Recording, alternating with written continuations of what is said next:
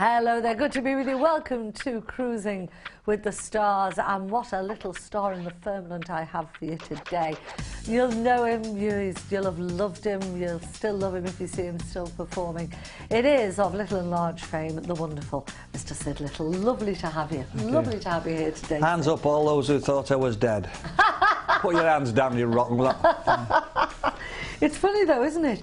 That's one of the things that does amaze me about performers. They can be doing really, really well, you know, bringing shed loads of money in, but if you're not on prime time telly, people think you're not working, or you've died, or you've, you know, whatever. That's right. But you're still working, aren't you? Oh yeah.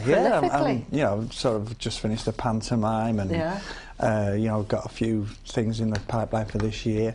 And yeah, amazing, really. Yeah, you never stop. Well, what we're going to do, we're going to take a very quick little look, 20 seconds, just to remind our viewers of some of the things you've done. If tomorrow never comes, would she know how much I love her in every way, tell her every day that she's my only one. There we go, just a little teaser of Syd Little. You didn't know we had that, did you? No, because that's not when I was with Little and Large. You know, that's just recently. It is, I know. I've stopped doing that song now, I'm glad to say, yeah. I thought it was a lovely song, you do it very well. Where was that filmed? Where were you? Any idea? I don't, honestly, no. It must be quite recently, because that suit's quite new. I was admiring your current jacket that you've got on. Oh, were you? With the little red button. Well, I'll tell you a little secret, this wasn't mine, this was my son's. Oh, right. Well, he's one of those, he's a fashion freak. He loves, you know, all the name people, you know. I mean, if I say, how much do those jeans cost? Yeah. You know, 150 quid, you know. I mean, the first pair of jeans I got was 12 and sixpence, I'm sure. I still only pay, I still only pay about a tenner. Yeah. But anyway, so the thing is, he's when he got a certain weight and everything, he's 23 now, you know, he was perfect size, but now he's grown out of them, so I still, no, I'll have that, so I've got lots of his that's a really nice jacket. Well, listen, let's cut to the chase. You are, and always will be, sort of quite iconic, because Little and Large have been so loved and such a wonderful, wonderful act for so many years that you're never going to cast off the Little and Large tag. But you actually are an act, and you're an artist in your own right. The thing is, you know, we turned professional, Little and Large. Well, we were called Syd and Eddie then. We couldn't afford second names. And, you know, but we turned professional in 1963. Just more or less the same time as the Beatles were, you know. But they had a better time. But, you know, we were Manchester, they're Liverpool.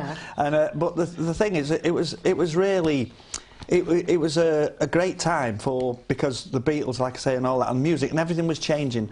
And we were mostly just singing songs. That's all we did. You know, anything of the day. So did Little and Large start off basically as singers? Yeah. We used to sing all the Beatles songs in Manchester. You know, these clubs, the Princess, Domino, and we get and we thought we were great. You know, we had a big Vox AC30 amp with a Colorama guitar, and used to blast it. And, you know, she loves you, yeah. And Eddie was a natural. He was like a Johnny Lennon, really. I don't know who I was like, Paul McCartney. But it was, you know, and the harmony seemed to gel for some reason, and well, we got away with murder. But then the comedy started coming in when there was songs like Benny Hill, and you know, I rise at 6 and I feed the chicks and all. Me and I'd do the sheep, and it was eventually like the comedy came in because of our physiques. I was dead skinny, and Eddie was tubby, rotund, and it always has been. You know, and we were only teenagers then. We're only when we first started. So I didn't realise that. So you were you sort of middle teens, 16, 17? Yeah. So I was a guitar on my own, guitar vocalist. Yeah. I used to do the clubs around Manchester, working men's clubs. clubs, and then Eddie joined me when I was about 17, and he used to get them do impressions. He was a great "Hi fans, Cliff Richard," and all that he'd do, and I'd be doing he'd be sort of taking a mickey at me, like, look at him, you know, if he turned sideways and stuck his tongue out, he'd look like a zip. You know, if he had 4 more navels, he'd look like a flute, you know. And the thing is, I'm not aware of this, because I'm thinking, right, a G chord comes next, an F chord, C, you know, and all this, and then we'd come off stage and we'd go for a pint, because, you know, when you weren't that well known, you could do that sort of thing. So we went to the bar, and people say, how do you keep your face so straight? And I thought, I never knew I did, you know. So that was part of the build of the, you know, like, of the act, really. And you were always the straight man. And I was the brunt, I had the brunt of Eddie's knocks, and which worked a treat, and no other double act at the time was doing that sort of thing. You know, it was always a, well, my boy, you know, what did you do today? But I never spoke for the first 10 minutes of our act, you know, and that was it. Yeah, I've made up for it now, but that was it, You've really opened my eyes there, because you know, you can see a famous duo, you can see a name, and you don't really realise what the progression was to make it happen. I didn't realise you'd been together. Well, it's nearly 50 years now. 2013 will have been in show business, me and Eddie, 50 years. Good grief, that's a long time. Are you going to do it? Are you going to get back together? I don't know, because as you know, Eddie's had a heart transplant 10 years ago. He's doing fine. But you know, that is amazing, 10 years ago to have a heart transplant. Well, I remember going and seeing him. He'd had it about a couple of weeks when I went, Papworth he was at. And I went to see him, and he was sat in the... he was sat up in bed, and there was about 7 or 8 other people in this ward, you know. And he was still poorly, but, you know, he was okay. He was quite... I said, wow, you're all right, 2 weeks. And, oh, yeah, fine. I said, what are these other people like? What have they had operations? He said, hearts. I said, you're joking. You always thought that heart operation was one in a blue moon, wouldn't you? Yes. But they're having them every day. If the heart comes in, that's, you know... So these were all people with new hearts? One fella told me, the one fella, he kept rejecting. He had 5 hearts. He'd had 5 goes at it. Wow. I know. You wouldn't think that the human body could stand the trauma of a heart transplant but do you know more what? than once, really. But do you know what I was told? It's another thing with Eddie saying, it's easier to take a heart out and put a new one in than it is to make bypass. It's tricky, because it's like a car engine. If you think, you know, and you know where everything goes. But if you're going like, hang on, that bypass is, you know, if we do that, and they said it's trickier to do that than it is to heart, an actual full bypass. It's really just the worry about rejection that I suppose is the worst bit. But the drugs nowadays, well, that's it. It's not just a matter of putting the heart in and going. No. You're on drugs for the rest of your life, because just in case of rejection. Well, listen, what we're going to do, we're going to have a little look at you and Eddie now. Oh, no, not again. I'm afraid so. Listen, you can't escape it. Here they are, little and large. Syd! I was warming up for the rock and roll finale there. Nobody told me about any rock and roll finale. I know they didn't, because you're not in it. We haven't got time. Syd, we've got to make time, because back there I have got some rock and roll legends. You can't move for wheelchairs and walking frames. These are the lads who started it all off. Without them, you wouldn't have Brass, Duran Duran, Wet Wet Wet. Come to think of it, they've got a lot of answer for this lot. Anyway, who's going to know your old rock and roll legends? Steps back into the 50s. Everyone will remember them. Hey? Are you ready, lads? Yeah! Yeah, but who are we going to see? Little Willie. Hey? Not that. I'm talking about Wee Willie Harris! Wee Willie Harry. Wee Willie Harris. Wee Willie Harris. Yeah, you don't remember Wee Willie Harris? I am not that old. Oh, he was not as old as you. Oh. I won't go into ages. Wee Willie Harris. Do you remember? Yeah, I remember them coming to Manchester. Wee Willie Harris and all. They were just, you know, on the 50s and 60s. They were the old rockers. The last of that, you know, Marty Wilde and Joe Brown and the brothers and Wee Willie Harris and there was loads of them. Yeah, and they used to come up to Manchester when they were in their career. Yeah. So brilliant. do you remember that recording? Do you remember that? I don't. No, I don't remember that. Well, I suppose you've done so many thousands. Well, we were on the BBC. We did our first TV show was for Thames Television, and it was 13 weeks. And we We actually took over from Opportunity Knocked on a Monday night. Yeah. Because that finished 1976, 77, 76. And we took it over and we went from nowhere to number 13 in the ratings. Flip, that's and brilliant. I mean, admittedly, there was only 3 or 4 channels then, but even so, for a new act that had never been sort of like that, and a 45-minute show as well. I know they had commercials, but then they were umming and ahhing because someone up there, I don't think, liked us or whatever, and they were trying to find something to replace us. And then this in was the Little meantime, and Large show. the Little and Large show. And in the meantime, the BBC, we did do you remember the Seaside Specials used to be the BBC? Yes, I did. And all the holidays, brilliant. No, that's a Is that 5. No, that's a 6-5 special. Now you are showing your age now. That was the 50s. No. Oh no, I was only born. It was Michael Hurl on a Saturday night, and they came from all over Blackpool, you know, Bournemouth. Well, listen, we're going to have a little break, and then we will carry on revisiting those wonderful days in just 2 minutes.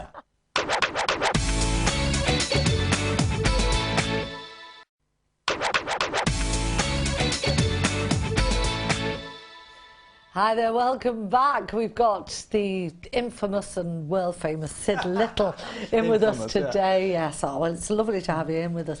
And I mean, we haven't even looked at your background. Did you come from a showbiz family at all? Did you have lots of brothers and sisters? No, well, my father was, you know, he was musical. And when he was in the RAF during the war. Oh, right. Yeah, and he played trumpet. Then he split his lip and he went on to the old accordion. When you say he split his lip? I don't know, but when you split your lip, you can't play the trumpet. Really? And because they are a hard instrument to blow. Yeah, you know. It's not like, if you've ever had a accordion, not very. But anyway, he started playing the accordion. Then he used to come out, you know, after the war, when, you know, he'd have this accordion out at Christmas time and special occasions. And I think that's where I got my musical ability from. But I had two brothers and a sister, and my younger brother, he was quite musical. He loved drums and that, but he was undisciplined, and as you know, in showbiz, you got to be disciplined. And it's so funny, isn't it, though, Syd? Because so many people would look at entertainers and the word discipline wouldn't come into their minds. No, but you've got to be. Yeah. Well, like you on television, you know, it's down to seconds and things like that. You can't go doing things. You can make it look like it's undisciplined, but that takes discipline. Exactly. So, you know, like I say, so there was, and I was the only one that was, sorry, it was in the days, like I say, mid-50s, and it was Lonnie Donegan. So, you know, I picked up a guitar, and within minutes I knew 3 chords, and with a Lonnie Donegan, well, the Rock-Ain't Lane, she's a mighty good road, Rock-Ain't Lane, you know, and I was away, and that was me. I was hooked, and I had my own little skiffle group. You've got a good skiffle and rockabilly type voice, actually. It's very treble-y, Yeah, it is. It is.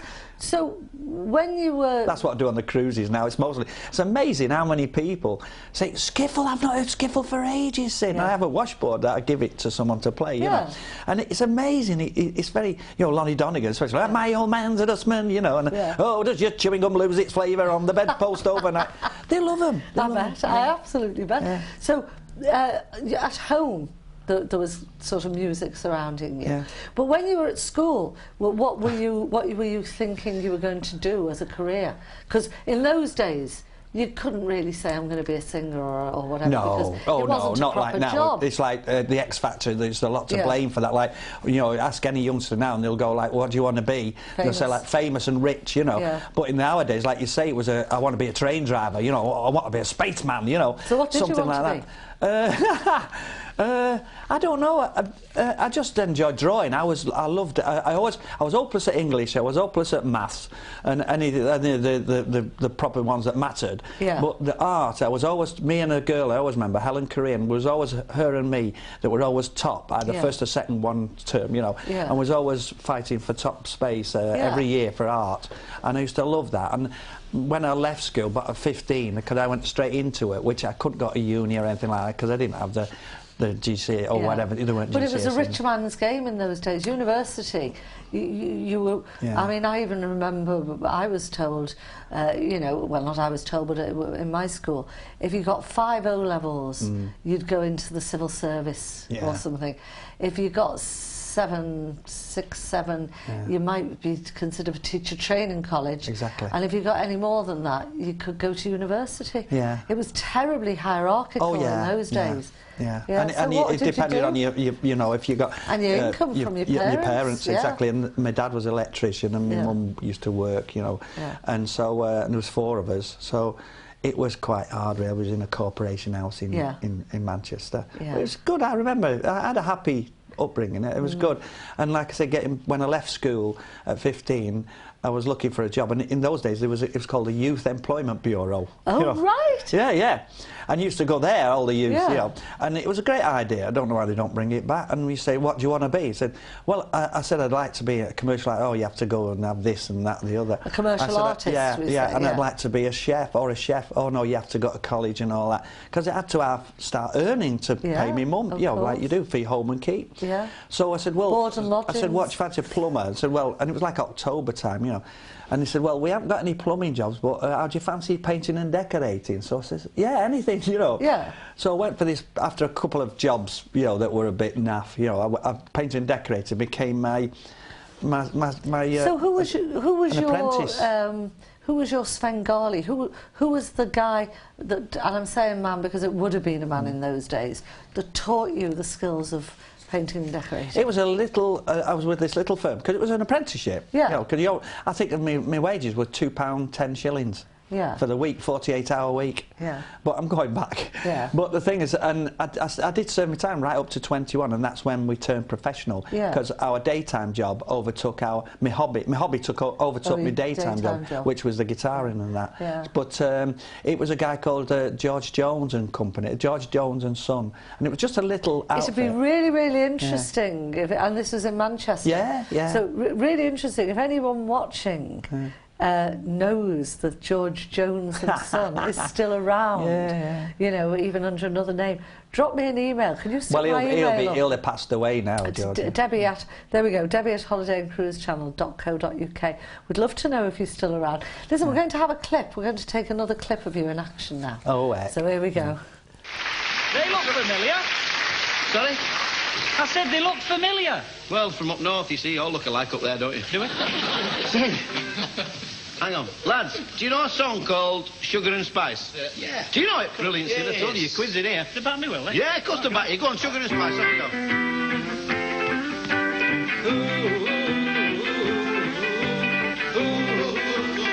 Sid, sounds a bit empty, that, doesn't it? You oohing on your own like that. Perhaps if the lads helped you, it'd fill it out a bit, all right? Would you help him, lads? Just help me out. Go on, good lads.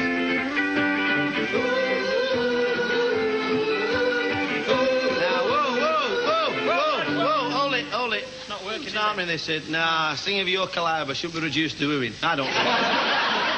Nah, leave it out. Lads, could you suggest another song by the Searchers that you could do? Why don't we do a song called When You Walk in the Room? How's about that? I love it! Hey!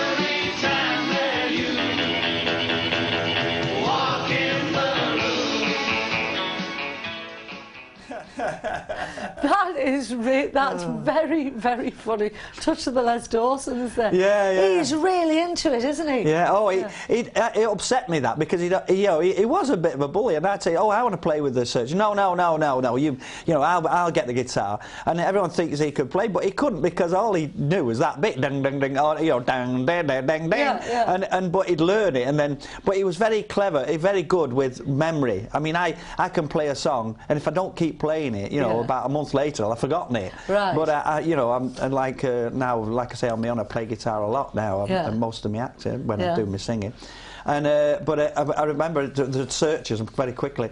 We were on a tour, 1965, and it was the Searchers, Dionne Warwick, the Isley Brothers, and a few others I can't remember. The Zombies, that was it. Yeah. Or was it? Anyway, and it was them. And I always remember me and Eddie were the comedy compares, and we're going around the country, and we used to meet at Osborne Place or somewhere at the back of Baker Street in London, and we travel all over the country on this tour because they were all to go in the mid-60s rock and roll shows, and we got there to this place, and we get to wherever we were going, these cities, and me and Eddie, we first off the coach looking for cheap digs because we were on 75 quid between the two of us.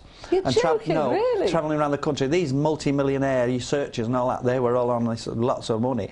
And they were to take the mickey. How much? 50p, 10 bob, you know, 10 shilling. 10 shilling? Wow, you know. And I remember going into can I mention a wimpy bar? A burger bar. Fine. We go in, and Frank Allen, he sat there, and hiya, Frank, and we just had enough for a burger.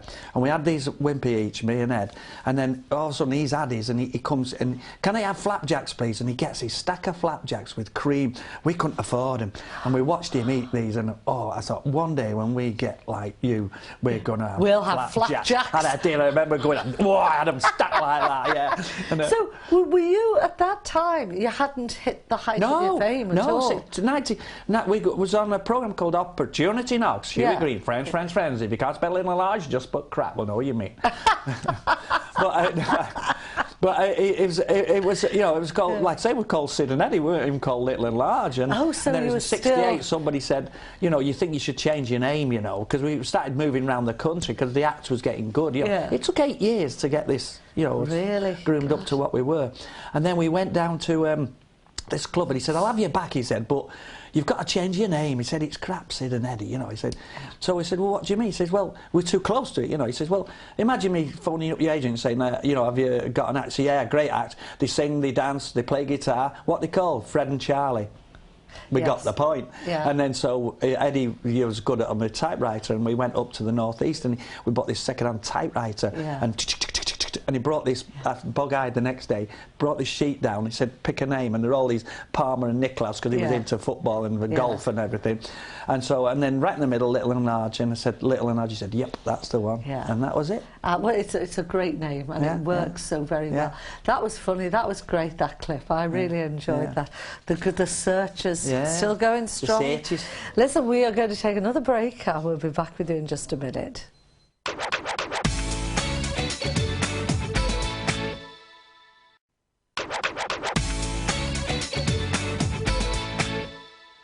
Hello there, good to be with you. Welcome back. Let me just remind you about these before we carry on with our chat with Syd Little.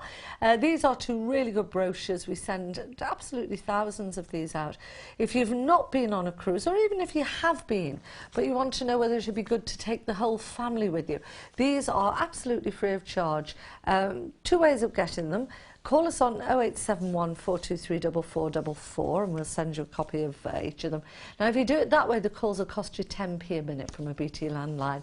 And obviously calls from the other networks and mobiles, they may vary and probably cost quite a lot more.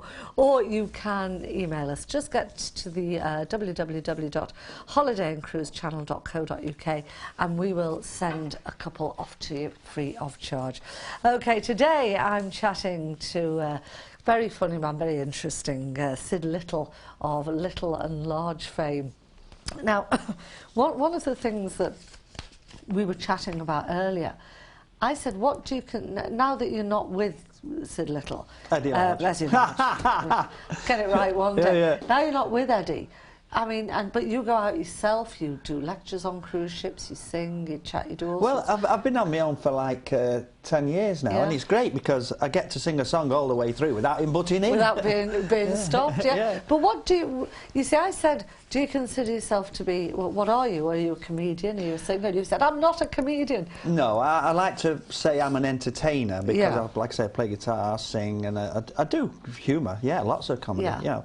But Eddie was Little and Large were basically, Eddie was the comic, as you've seen in some of those clips. And I was the brunt of his thing, and that's how it stayed. So it's amazing now, like I'm on my own, and it's people say like, wow, he did keep you down, didn't he? I didn't realise you could sing. I didn't realise you could play guitar. Didn't realise you could talk. Yeah, that's right, yeah, it's true. It's true. And I go on these cruise ships and that, and they say like, flipping heck, we didn't realise, you know, how talented you really are. But I was never, you know, but to be fair, the thing is, if we had changed the act to that, so where we'd been 50-50, it wouldn't have worked. No, not at all. The way that, you know, the audience really made our act for us, and that's how we kept it going, because we're on a winner here. Don't lose, you know. I tell you what, you don't fix it if it ain't broken. Exactly. Now the big break for both of you was Opportunity Knocks. Yes. Tell us how that all came about. Well, me and Eddie, like I say, we've been going 5 years. 1963 we turned professional, and professionally right up to 70, right through the 60s, and our agent of the day, or wherever they were, you know, would say like, you've got to go on Opportunity. That's no way. You know, it's like going on like Britain's Got Talent now, I suppose. No way, because we thought we were well known, because we were doing so well. We were packed out with work. Oh, right. So, we had loads of working. Clubs are working clubs, you know, 52 weeks a year. Yeah. And 3 clubs a night. In fact, Bernard Manning, he booked us. He was the first to book us, I always remember. So it was 3 clubs a night, 7 nights a week, and he gave us 50 quid. And when he was very poorly a few years ago, I went to see him before he passed away. Went to see him, and I told him that story. He said, "You can come back to my club anytime you want for the same money." But that was a true story. That was Bernard, you know, and it was brilliant. So up Knox, we thought, you know, it's below us, and we didn't want to get beat by a man and his dog, you know, an amateur, or little kids. That's right, or an old man that's, you know, playing with spoons. Was one of the problems about appearing on Opportunity Knocks could have been, and it happened quite frequently. You'd get a novelty act, or you'd get a child with a little chorister voice, beautiful. And they'd win it, and they'd win it over a professional act, like Cannonball, bless them. They never won it, but they went on it, and it takes, you know, it's like, so anyway, we eventually, this agent said, you've got to do it, and the producer was called Royston Mayo at the time. He's a friend of mine, Royston Mayo. Lovely man. He's lovely. Hi, Hello, Royston. Oh, would you know, I'll have to ring him and tell him. Oh, yeah, tell him. Well, he made Little and Large. Royston Mayo is responsible for it, so if you don't like us, folks, blame Royston Mayo, not But that's right, and Roy was the producer of Up Knox at the time, and he you know, our agent was pushing him to have us, and he in the end, he said, all right, let's go and see him. So we actually forewent an audition, because he came to see us in a pub, the Utery in Manchester, and he loved us. No, the Wookey Hollow, Liverpool. Oh, the Wookey. That was it, the Wookey. And he came to see us at the Wookey, and he had a couple of others with him, because they have to be, and he said, right, you've got your choice. You can either be on the second show or the third show, because the first one's booked. And so we went on the second show, we won it. Then we went back the second week, and we got beat by a lady who sung, Glynis Fleetwood she was called, I always remember, and she sung the Lord's Prayer. Well, you can't beat that, can you? But the trouble was, the week after, she got laryngitis and she couldn't do it, and we came second, so we went back on again. Oh. Yes! Well, that was the Lord looking after you, wasn't it? Well, I tell you what, we're going to take another look at Little and Large. Yes, come on, this is what made you famous. Got a fabulous orchestra lined up for you. Hey? Oh, they are fantastic. Everyone is a soloist. Just when they play together, it gets a bit tricky. No, I'm going to introduce you to the Nuts and Bolts Orchestra. Fantastic. First of all, let's meet the Professor.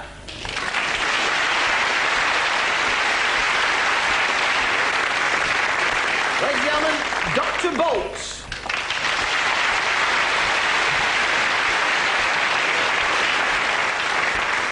Special Assistant Ronaldo.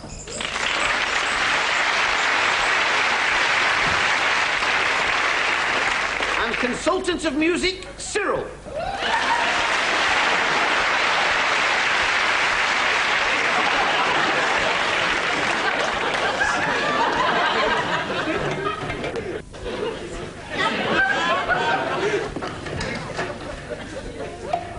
do you think, Sid? That's an orchestra. What do you think? Do you think they're any good? I don't know. Hey, Professor, we've got a doubting Thomas here. Do you think you could play something for him?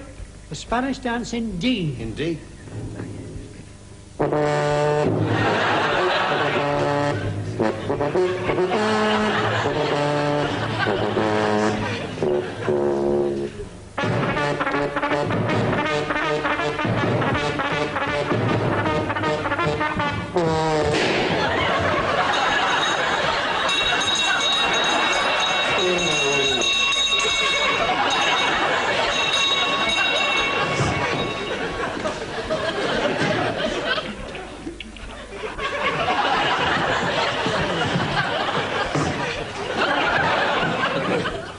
Right, Sid. What? Don't look apprehensive, they were just tuning up. There we go, just a little clip of Little and Large and Nuts and Bolts. They were hilarious act. They were brilliant, they were. Yeah. I don't think they're still going because they're quite an old act then. Yeah, But, and that was the Little and Large show. Now, the Little and Large show had, and this is, I didn't realise till I read your biog, they had a phenomenal run of, a successful run, 14 years. For the BBC, yeah. For the BBC. Right through from 77 to 91. Yeah. Yeah, 91. Yeah. And when it came to an end, because obviously, no matter how good you are, no matter how popular people are, there is always a natural time when things come to an end. Shelf life, yeah. Yeah, there is a shelf life. We've all got our shelf life. I'm still clinging to I'm holding on to my shelf for grim life. Yeah. But how was it broken to you that it would not be recommissioned? Well, it was strange, really, because, you know, we went on at 77, we did 3 years, and then there was sort of... it was when the two Ronnies and people like that were on the BBC. It was great. And it was always... You know, Saturday night, never changed. No. It was always prime time. I mean, when you think, great, I do a bit of this on the cruises when I go on. When you think on a Saturday night, you know, television is rubbish now, but on a Saturday night, it was Jim will fix it, 6:30, All Creatures Great and Small, Little and Large, and Dallas. Now it's all, you know. But anyway, so that was it for a long time right through, and then I think it was 1989. Comedy started to change. It was when, you know, that sort of double act variety, which was a terrible word in those days, you know, that you know, no, it's dead, variety's dead. Yeah. So they were looking for these alternative Monty Python and well, even they were established then. But, you know, modern day that you've got today, stand-up pantomime. Yeah. So it was starting to change, and they were looking for someone to change us, and they tried a couple of times, but it didn't work. And then they took us to the Savoy for a dinner, and all the big wigs of the BBC went with our agent, Peter Pritchard, and we're there. And we sat round this table, and they gave us a couple of glasses. They weren't even crystal. One with S on and one with E on, Sid and Eddie, you know. Yeah. And that was it. And so is this it then? We thought, this is it. This was 89. No. Well, just say we're not renewing your contract. But no, we didn't know. So anyway, the next thing is, about 6 months later, we get a phone call off our agent, Peter, you know, he's a real Cockney. Sorry, can I just ask you, because I'm confused there. At that fabulous dinner at the Savoy, did they tell you then that it was finishing? Yeah. And that was it? I didn't have a clue. I don't think Eddie did, no. And so was it, this is what I'm saying, was this sort of a big bolt from the blue? No, we were expecting it, because as I just said, we knew that comedy was changing, and they're always on the outlook for new talent, you know, which we were at the day, you know. Yeah. And we knew we'd had a good time. Yeah. And that was it. And we still worked, you know, straight after. We never stopped. Like as I am now. I'm 70 this year, folks, and I'm still going strong. But that's it. It's like... And so it was just we knew, but not like that. We thought we'd have been taken into the office and said, like, right lads, we're not renewing the contract. But the thing that's got a twist in the tail is because when we when we went, you know, to this do, and we came back 6 months later, we got a phone call from our Peter, Governor. He said, I've got some news for you, but I've told them they're going to tell you. They want you back this year. And it lasted, and they couldn't find anyone to replace us. Good. So it went from 89 right through to 91. And then that's wonderful. When... Yeah. Well, you know, because he was dead chuffed, Peter. You know, like, hey, you know, can't find anyone to replace you. Because it was a hard slot to fit. 7 o'clock on a Saturday night, you can't be rude, or you can't be, you know, in those days. You know, no, you can't be rude. And that was it. I mean, I remember couldn't even say crap in those days, me and Eddie. Well, you're supposed to say it here, actually. Oh, sorry. And I disassociate myself from that word. Sorry, folks, yes. But do not say crap. Stop it now. But so you came back. This is just a practical issue. But bear in mind that you probably, because you'd had so much TV exposure, you'd have been booked up. Did you have to cancel loads of bookings to then do the TV? No, not really. Just Saturday night ones. Was it live? No, so it was recorded on a Monday. Yeah, recorded on a Monday. Oh, well, that wasn't too bad. No, recorded on a Saturday. I can't remember anyway, but it was. I know, we were a week ahead anyway. Yeah. And oh no, it was, and we were quite happy actually, because we realised. I mean, we'd done like say 14 years. That's. Cool, the two Ronnies did 21, and I mean Eric and Ernie, bless them, the best double act ever. People always say they were the best of, never be replaced. But they didn't do that many shows. It's just that they've been repeated and repeated and repeated. Lots of repeats. I mean, you've only seen our shows once. Yeah, yeah. Well, I tell you, that it's a fascinating career, really. Yeah. But that's marvellous to be told it's over and then get the call saying you're back on. Oh, wonderful. Oh, yeah. Fabulous. Well, we're going to just take a little break and we'll be back for the final part in a minute.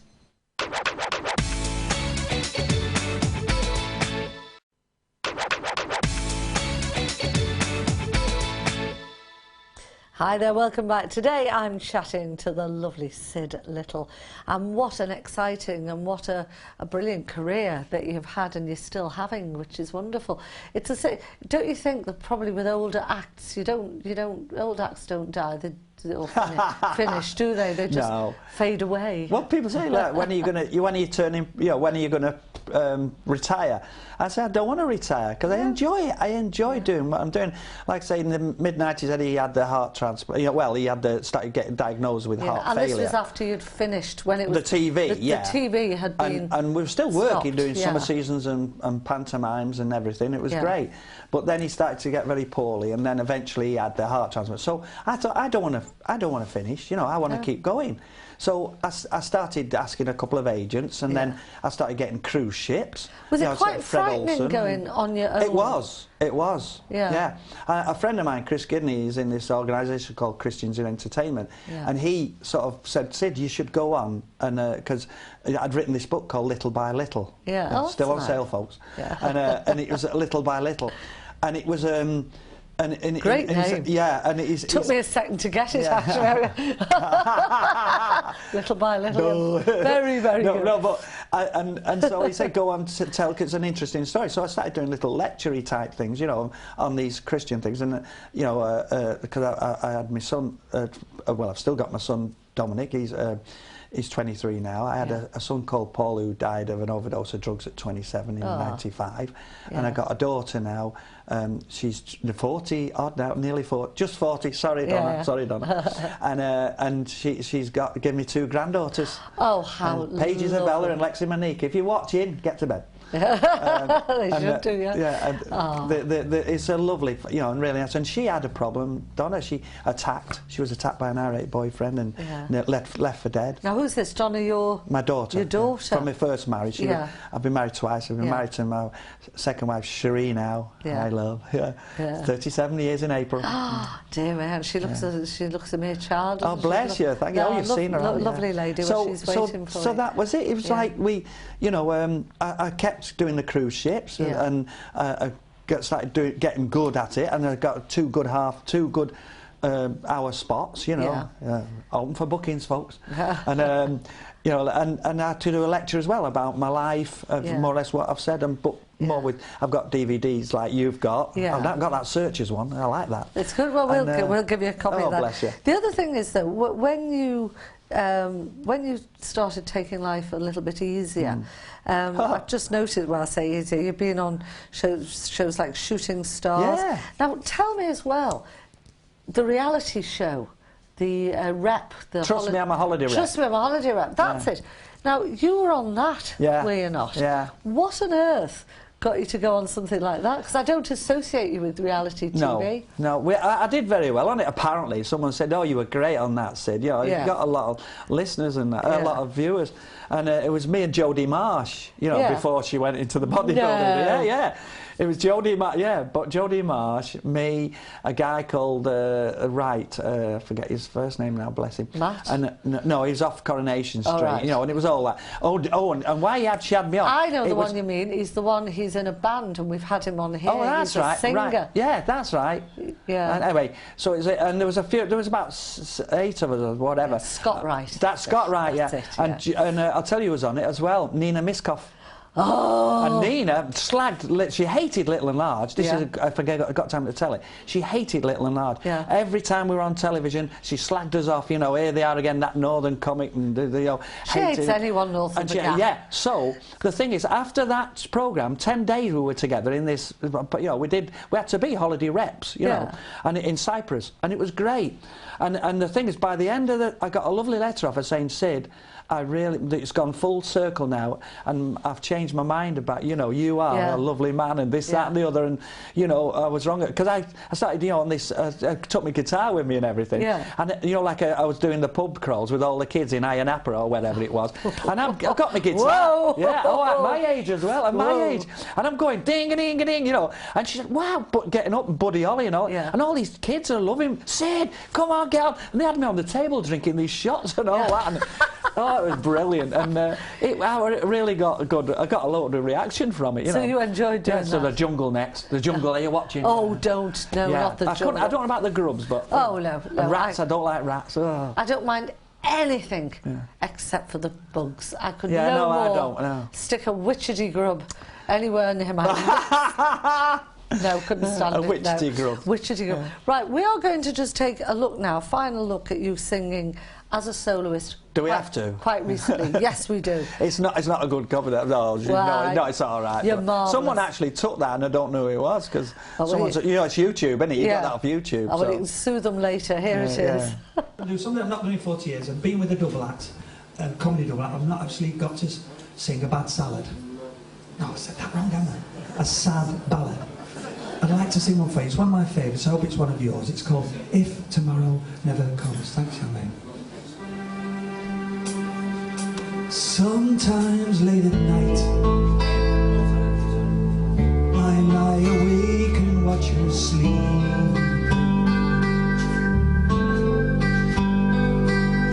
lost in peaceful dreams.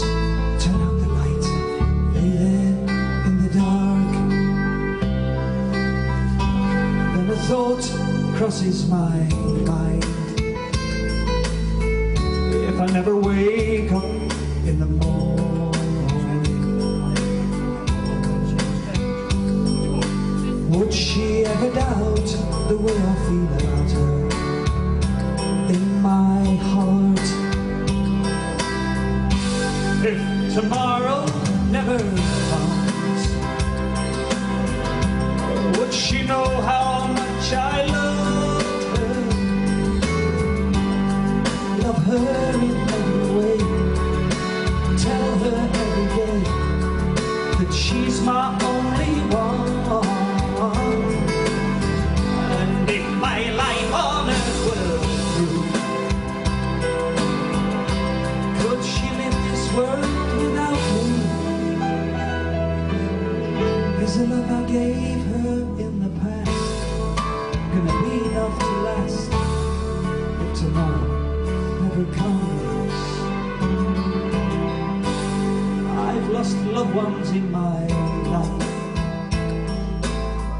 that never knew how much I loved them.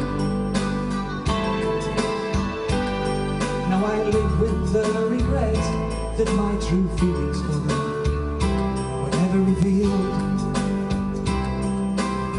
So I made a promise to myself that I would tell her how much she means to me, and avoid the circumstance that there's no second chance. There we go. If tomorrow never comes, that's lovely. We've cut it a bit short because I just wanted. Oh, no. Don't. You should be selling yourself. No, I just wanted to ask you about pantomime, because have you done much panto? Oh yeah, I've done 9 pantomimes on my own. Oh, why? Yeah, Right. so when Eddie sort of was ill, you know, that was it. I thought, right. And I got this offer 9 years ago, a guy called Simon Barry, and I went down to Southsea, King's Theatre in Southsea near Portsmouth. Yeah. And I did. I was the oh, what do you call it?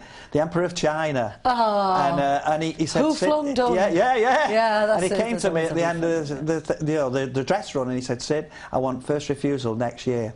You know, and I've worked for him ever since. 9 years. How lovely! And I've loved it. I've been playing Baron up for the last 6. But let me tell you, have I got time to tell you a quick story? You have.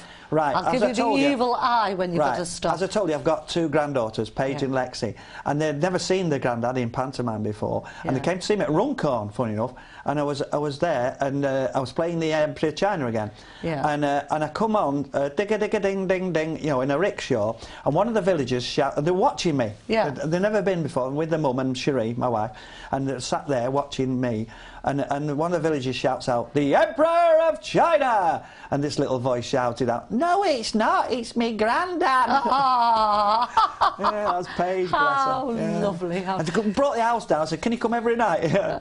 So, is life nice for you now, Syd? Are you content? Have you found your inner peace? Yeah, I've moved to a place called Fleetwood now. Right. For those people that don't know, it's north of Blackpool. I thought you was going to say I've moved to a place of perfect karma, but you said I moved to a place called Fleetwood. In fact, I've just parked in a co-op car park, sorry. Yeah, and I look across, because we're in Liverpool, folks, and I see this van, and it's got fresh Fleetwood fish. Yes. I could have brought some myself. No, we do. We get the Fleetwood fish man. Comes up here every week. They come, I think, on a Wednesday and a Friday. And we get our fresh Fleetwood fish. Can't say it very easily. Fleetwood fish.